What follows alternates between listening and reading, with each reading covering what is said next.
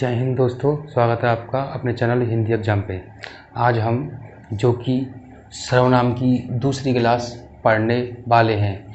हमने सर्वनाम की पहली क्लास पढ़ चुके हैं जिसमें हमने पुरुषवाचक सर्वनाम को कंप्लीट कर लिया था और सर्वनाम की परिभाषा को कंप्लीट कर लिया था। आज हम सर्वनाम के जो भेद रह गए थे जो कि आज हम उनको करने वाले हैं। आज हम इस वीडियो में सर्वनाम के जो भेद बचे हैं सभी को कंप्लीट करेंगे। यानी आज सर्वनाम की यह लास्ट वीडियो है जो कि सर्वनाम ख़त्म होने वाले हैं। दोस्तों, वीडियो को कंप्लीट वॉच करें। आप कब वीडियो को कंप्लीट नहीं देखेंगे तो आपको कुछ समझ में नहीं आएगा और इसमें मेरा कोई कसूर नहीं होगा। आप वीडियो को कंप्लीट देखिए क्योंकि यह वीडियो आपके लिए बहुत महत्वपूर्ण होने वाली है, क्योंकि आपके हर एग्ज़ाम में यहाँ से प्रश्न बनने की पूरी संभावना रहती है। क्योंकि यहाँ से प्रश्न आपका 2 नंबर का प्रश्न बनता है। अगर आपने यह वीडियो नहीं देखी तो आपका 2 नंबर का प्रश्न यहाँ से रह जाएगा। आपको इस वीडियो को देखने के बाद बहुत ही मज़ा आने वाला है। वीडियो को बने रहें और वीडियो को भी लाइक करें। चैनल पर नए हैं तो चैनल को ज़रूर सब्सक्राइब करें। आप चैनल को सब्सक्राइब करेंगे तो मुझे बहुत मोटिवेशन मिलेगा और मैं आपको और अच्छे से पढ़ाने का प्रयास करूँगा, बहुत बेहतरीन तरीके से। और मैं अपनी तो कोई कमी नहीं छोड़ता हूँ, फिर भी आप जैसा कहोगे मैं उसी तरीक़ा से आपको पढ़ाने की कोशिश करूँगा। आप कमेंट बॉक्स में बताएं, अपनी राय दें। आपके जो मन में डाउट हैं, यानी आपके जो प्रश्न हैं डाउट के लिए आप उनको कमेंट बॉक्स में कर सकते हैं। मैं उनको आपका उत्तर कमेंट बॉक्स में दे दूँगा। आप ज़रूर अपने मन की राय दें, आपके मन में क्या भावना है इससे मैं समझूं। मैं इसलिए आपसे जुड़ना चाहता हूं क्योंकि मेरा एक मकसद था आपसे जुड़ने के लिए। आपसे जुड़ने के लिए मेरा मकसद था कि मैं आपसे अपने सभी बातों को शेयर करता रहूं और आपसे मैं जुड़ता रहूं और आपसे मेरा प्रेम बनता रहे। दोस्तों, ज़रूर चैनल पर नए हैं तो चैनल को ज़रूर सब्सक्राइब करें। चलो वीडियो शुरू करते हैं। जैसे निश्चयवाचक सर्वनाम, हमने पुरुषवाचक सर्वनाम कंप्लीट पढ़ चुके हैं। उसमें हमने सर्वनाम के जो कि पुरुषवाचक सर्वनाम थे उसके तीनों भेद पढ़ लिए थे। आज हम निश्चयवाचक सर्वनाम क्या होता है इसको पढ़ते हैं। यानी इसकी परिभाषा दी हुई है। वे सर्वनाम शब्द जो निकट अथवा, यानी यहाँ ध्यान देना है आपको, निकट अथवा दूर, क्योंकि परिभाषा तो आपको अच्छे से पढ़नी है और ध्यान भी देना है। निकट अथवा दूर की वस्तु या व्यक्ति का निश्चित बोध कराते हैं, या व्यक्ति का क्या होता है, निश्चित बोध कराते हैं, वे निश्चयवाचक सर्वनाम कहलाते हैं। यानी वे सर्वनाम शब्द जो निकट अथवा दूर या वस्तु के जो कि वस्तु हो या व्यक्ति हो या कोई भी हो आपस में जिसका संबंध हो, यानी उससे जो निश्चित बोध हो, संबंध जो आपस में संबंध हो उसका निश्चित बोध हो, उसे क्या कहते हैं, निश्चयवाचक सर्वनाम कहते हैं। यानी निश्चय किस लिए, तो निश्चय हर कोई चीज़ दृढ़ आपने निश्चय कर लिया तो वो क्या है, आपका संकल्प है, आपका टारगेट है। इस प्रकार से आप निश्चय कर सकते हैं। तो आप आसानी से समझ में आ गया होगा परिभाषा पढ़ने के बाद भी। नहीं आया तो आगे भी आपको समझने के और भी तरीके हैं जो मैंने यहाँ पे बताए हैं। जैसे उदाहरण में किसी भी सेंटेंस में वे, वह, यह, ये, इस, उस इत्यादि शब्द आ जाएं सेंटेंस में और वो निश्चित का बोध कराते हैं। मैंने बोला यह चैनल आपका है तो निश्चित ही आपका है, किसी और का नहीं है। यह चैनल किसका है, आपका है। यह चैनल मैंने बिल्कुल फ्री चलाया है तो मैंने बिल्कुल ही आपके लिए निश्चित फ्री चलाया है। तो क्या निश्चित, मैं आपको बिल्कुल फ्री, मैं संकल्प देता हूं कि मैं आपको इस चैनल पर पढ़ाई निःशुल्क कराऊंगा, तो मैं आपको निश्चित कर रहा हूं ना, निश्चित ही मैं आपको इस चैनल पर पढ़ाई निःशुल्क कराऊंगा। तो इस प्रकार से निश्चयवाचक सर्वनाम आपको समझ में आ गया होगा जो मैंने आपके सामने उदाहरण बताए हैं, और भी मैंने उदाहरण यहाँ दिए हुए हैं जो आपको नहीं समझ में आया है तो यहाँ सब अच्छे से समझ में आ जाएगा। पर वीडियो पर नए हैं और चैनल पर भी नए हैं दोस्तों, वीडियो को ज़रूर लाइक करें और चैनल को ज़रूर सब्सक्राइब करें। जैसे वह मेरा घर है, यानी वह मेरा घर है तो निश्चित ही मेरा घर है। मैंने कहा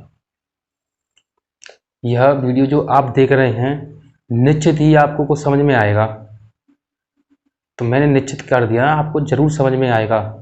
तो इस प्रकार से आप हर शब्द को सेंटेंस के माध्यम से बनाकर तोड़ मरोड़ कर कैसे भी निश्चित लाना है तो निश्चय सर्वनाम में आ जाएगा। इस प्रकार से हम निश्चय सर्वनाम को आसानी से कर सकते हैं और आपको कोई भी परेशानी नहीं होगी। जैसे हमने ये पढ़ लिया, दूसरा देखते हैं सेंटेंस। इसने ही कार का शीशा तोड़ा है। निश्चित ही इसने कार का शीशा तोड़ा है, तो निश्चित ही तोड़ा है तो आपको पता ही चल रहा होगा कितना मज़ा आ रहा है पढ़ने में। उसी प्रकार ये पढ़ रहे हैं, ये कौन पढ़ रहे हैं, यानी कोई व्यक्ति पढ़ रहा है, निश्चित ही पढ़ रहा है। मैं कह रहा हूँ मेरे सभी विद्यार्थी मुझसे पढ़ रहे हैं, तो निश्चित ही मुझसे पढ़ रहे हैं। तो इस प्रकार से आप आसानी से समझ में आ गया होगा। मैंने बहुत उदाहरण आपके सामने पेश कर दिए हैं, शायद ही आपको इन उदाहरणों को समझकर आसानी से निश्चयवाचक सर्वनाम कर सकते हैं। एक और उदाहरण है इसका, जैसे यह मेरी पुस्तक है। निश्चित ही मेरी पुस्तक है। मैंने कह दिया यह चैनल आपका है, तो निश्चित ही यह चैनल आपका है। मैंने आपको पहले ही बताया था, उदाहरण मैंने बहुत सारे दे दिए हैं तो आप आसानी से कर सकते हैं। अब देखते हैं अनिश्चयवाचक सर्वनाम। और जब हमने निश्चयवाचक सर्वनाम पढ़ लिया तो अनिश्चयवाचक सर्वनाम तो आप आसानी से कर सकते हैं। उसमें कोई बात निश्चित होती है और इसमें कोई बात निश्चित नहीं होती है। कैसे देखते हैं, देखो। जिस सर्वनाम से किसी व्यक्ति या वस्तु का बोध ना हो, क्या हो, यहाँ आपको ध्यान रखना है, ना हो। यहाँ तो बोध होता है निश्चित में, इसमें निश्चित कोई बोध नहीं होता है। जैसे देखो उसे, जैसे उदाहरण में कोई, कुछ, बहुत कुछ, कुछ ना कुछ, कितना इत्यादि। अब ये तो उदाहरण मैंने बता दिया आपको, तो इनको समझेंगे कैसे? नहीं समझ में आ रहा है तो नहीं समझ में आता, यहाँ पर देखिए तो जब समझ में आएगा। देखो किसी का बैग बस में रह गया, समझ में आ गया, यानी पता नहीं किसका, इसमें कोई निश्चित तो बोध है नहीं है किसी का बैग बस में रह गया। कोई बच्चे पढ़ने जाते हैं तो बच्चे का कोई का बैग रह गया, तो पता नहीं किसका रह गया, नाम तो पता नहीं है, तो निश्चित बोध नहीं है, तो समझ में आ गया ना आसानी से। इस प्रकार से और भी उदाहरण हैं। रसोई में कुछ पक रहा है, पता नहीं रसोई में क्या पक रहा है, पता है तो यानी निश्चित कोई बोध नहीं है। यानी यहाँ पर क्या है, यानी यहाँ पर क्या है, कुछ पता नहीं है, यानी किसी पता नहीं है किसका रह गया है। इसी प्रकार से कोई गीत गा रहा है, अब पता नहीं कौन गीत गा रहा है, इसमें कोई निश्चित बोध होता तभी तो कर पाते कि निश्चित है, तो यहाँ पर कैसा अनिश्चयवाचक सर्वनाम है। इसी प्रकार मोहन दिन भर में कितना काम करता है, कितना पता नहीं है कितना काम करता है, अब पता नहीं किसी का बैग कहाँ रह गया, यानी तो कितना काम करता है पता नहीं है, इसकी कोई लिमिट नहीं है। जब लिमिट होती तो हम बता देते निश्चयवाचक सर्वनाम है, यानी इसकी कोई लिमिट नहीं है, इसका कोई यानी निश्चित ही बोध नहीं है, तो क्या है, अनिश्चयवाचक सर्वनाम है। मैंने कहा मैं आपको 3 से 4 घंटे पढ़ा सकता हूँ या नहीं, तो निश्चित बोध नहीं है, पढ़ा भी सकता हूँ या नहीं, तो निश्चय यानी अनिश्चयवाचक सर्वनाम चला गया।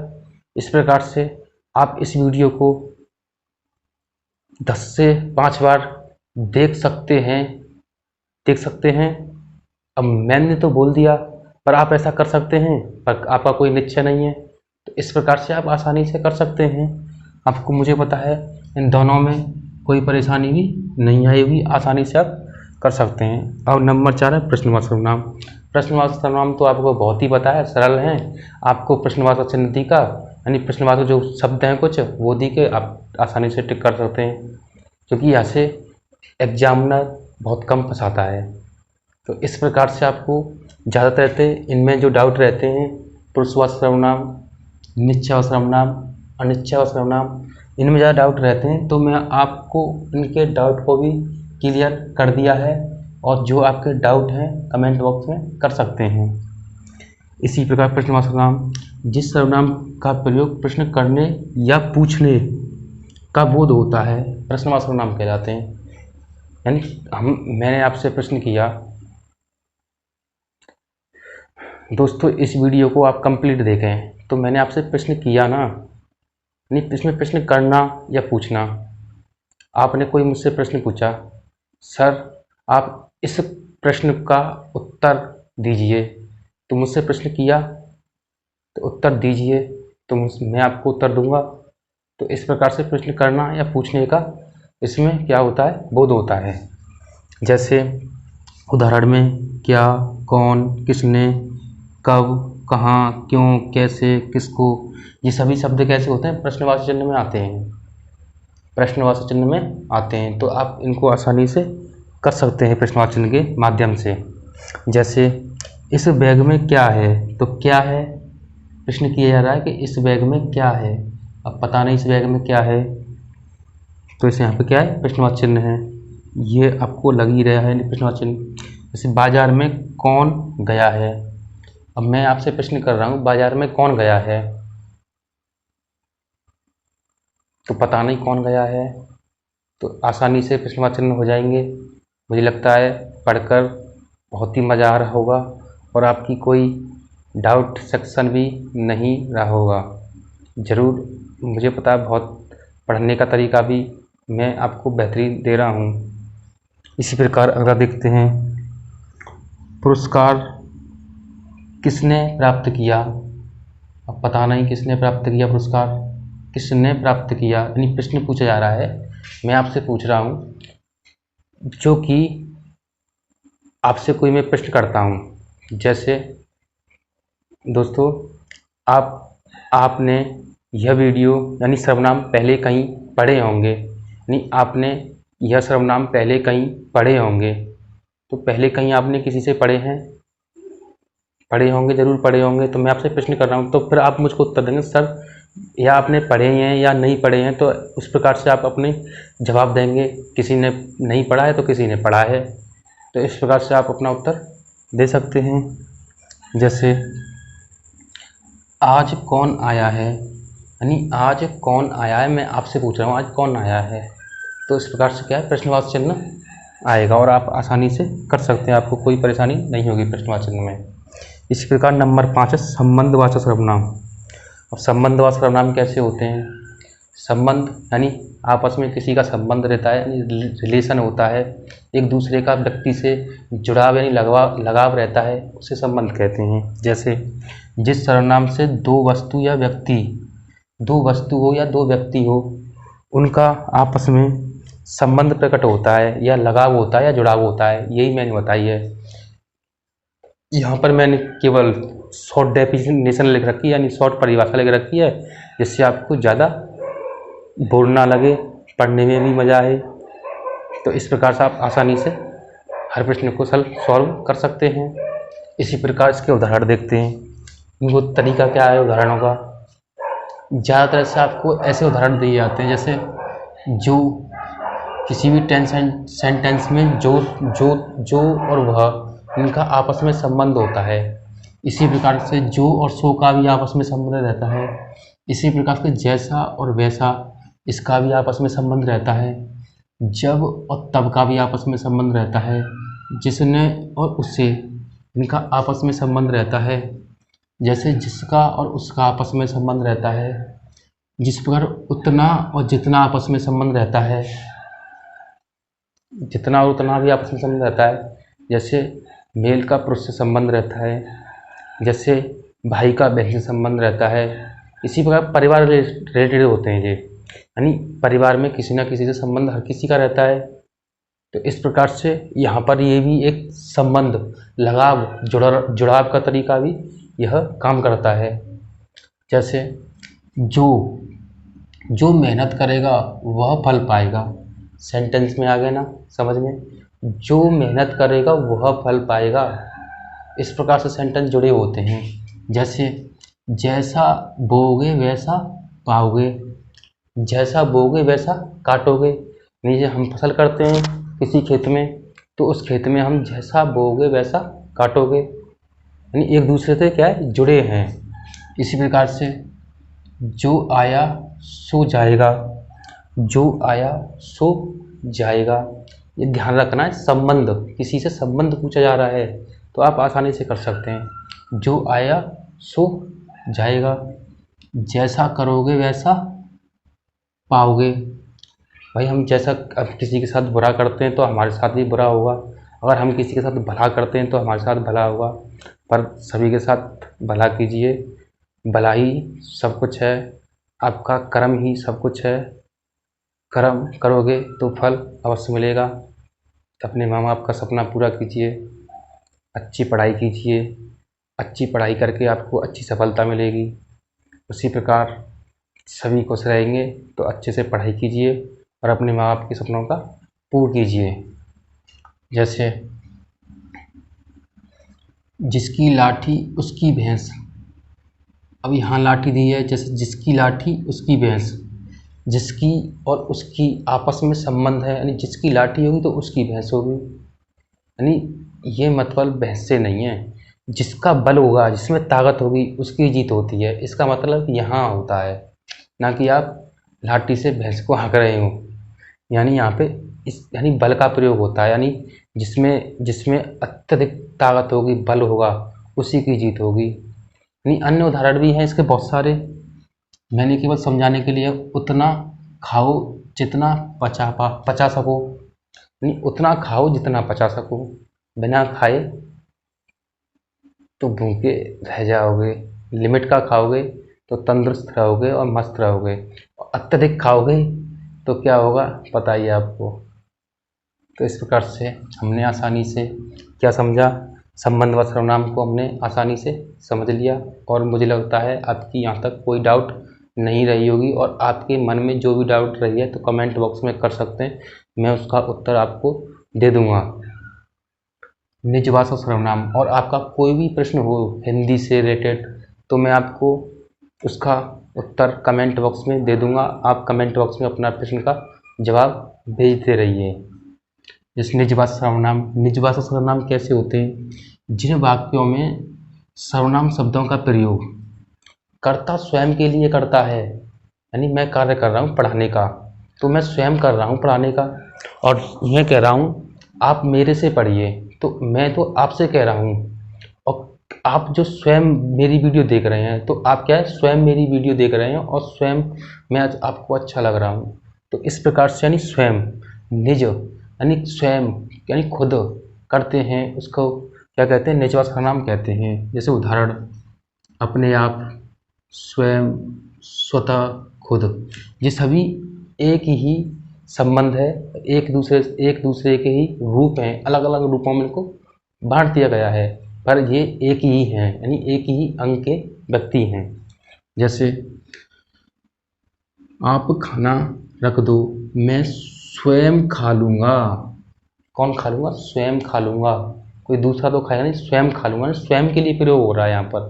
तो इस प्रकार से यहाँ पर स्वयं के लिए प्रयोग हो रहा है, तो यहाँ कौन सा निजवाचक सर्वनाम है। उसी प्रकार यह पौधा अपने आप ही हो गया, कैसे हो गया, अपने आप, कैसे हो गया, यह पौधा अपने आप ही हो गया, यानी स्वयं बड़ा हुआ है ना, स्वयं अपने आप ही निकला है।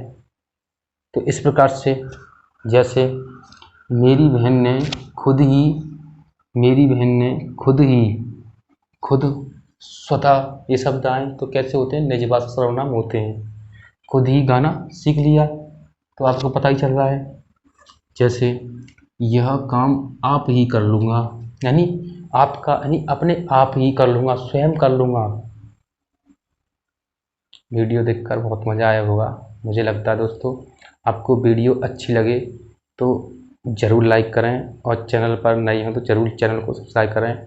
मैं आपको बेहतरीन तरीके से हिंदी पढ़ाऊँगा, जो कि आपके एग्ज़ाम में सभी प्रश्न यहीं से फंसने वाले हैं। मैं आपसे वादा करता हूँ 100% प्रश्न यहीं से फंसने वाले हैं। 50 में से 50 करेंगे क्वेश्चन को, मुझे पूरा विश्वास है। अब जैसे कुछ डाउट हैं, पुरुषवाचक सर्वनाम मैंने करा दिए हैं और यहाँ पर निजवाचक सर्वनाम अभी मैं बताया हूँ, जो कि आपको तुरंत ही। अब कुछ इनमें अंतर होता है। आप शब्द का प्रयोग, जो आप है, इसका प्रयोग हम 2 जगह करते हैं। पुरुषवाचक सर्वनाम में, जो कि मध्यम पुरुष में मैंने जब समझाया था, इससे पहली वीडियो है जो मैंने आपको समझाया था, उसमें बताई है, जो कि इसमें पुरुषवाचक सर्वनाम के लिए करते हैं और यहाँ निजवाचक के लिए करते हैं। तो इसमें अंतर क्या होता है, क्योंकि ये किसी पता नहीं है स्टूडेंटों को। तो इस प्रकार से, जैसे जहाँ केवल आप शब्द का प्रयोग श्रोता या पुरुष के लिए होता है। श्रोता मतलब सुनने वाला, मैंने बताया था उसमें एग्जाम्पल बताए थे। मध्यम पुरुष में जैसे मैं कह रहा हूँ आप मुझसे पढ़ रहे हैं, तो यानी आप मुझसे पढ़ रहे हैं, तो यानी आप किससे पढ़ रहे हैं, मुझसे पढ़ रहे हैं। तो मैं कहता हूँ, मान के चलो मेरे विद्यार्थी मुझसे पढ़ रहे हैं, तो यानी मैं कहूँगा तो मैं तो क्या हो गया, उत्तम पुरुष। आप पढ़ रहे हैं तो आप कैसे हो गए, मध्यम पुरुष। और किसी अन्य के बारे में बात कही जा रही है तो क्या हो गया, अन्य पुरुष। तो इस प्रकार से आप आसानी से कर सकते हैं और समझ में आ गया भी होगा। तो जहाँ केवल आपके लिए प्रयोग होता है, स्वयं के लिए प्रयोग होता है, तो वहाँ क्या होता है, निजवाचक होता है। और यहाँ श्रोता के लिए, किसी दूसरे व्यक्ति के लिए प्रयोग होता है, प्रयोग होता है, तो यहाँ कौन सा होता है, मध्यम पुरुष में जाएगा, यानी पुरुषवाचक सर्वनाम में जाएगा। ये ध्यान रखना है बस। यानी जहाँ आप शब्द का प्रयोग अपने लिए, यानी स्वयं के लिए, अर्थात तो स्वयं के लिए होता है, यहीं ये लिखा हुआ है, जो कि स्वयं के लिए होता है, तो निजवाचक। अगर किसी श्रोता के लिए प्रयोग हो रहा था कि यहाँ पर क्या टिक करना है, पुरुषवाचक सर्वनाम करना है। इसमें केवल 2 ही डाउट थे और आपका कोई डाउट नहीं रहा होगा। दोस्तों, वीडियो अच्छी लगे तो लाइक ज़रूर करके जाना, क्योंकि अगर आप लाइक करेंगे तो मुझे बहुत सारा मोटिवेशन भी मिलेगा और मैं आपको बहुत प्यार मिलेगा आपका। और चैनल पे भी नए हो तो चैनल को ज़रूर सब्सक्राइब करके जाना। धन्यवाद दोस्तों। जय हिंद, जय भारत।